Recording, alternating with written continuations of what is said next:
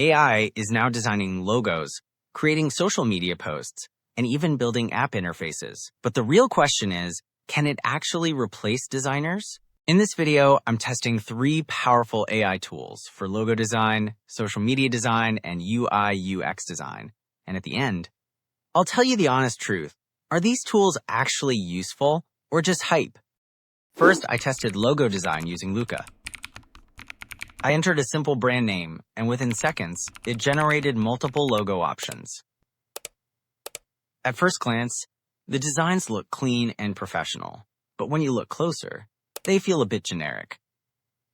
This tool is great for beginners or quick ideas, but for strong brand identity, human creativity still matters. Next, I tried social media design using Canva Magic Design. I asked it to create an Instagram post, and it instantly generated a full design. The speed is impressive, and the layout looks decent, but again, it lacks uniqueness.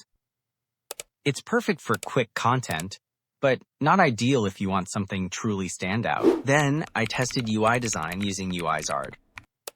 I gave it a prompt for a mobile app, and it created a full interface layout. Honestly, this was surprising.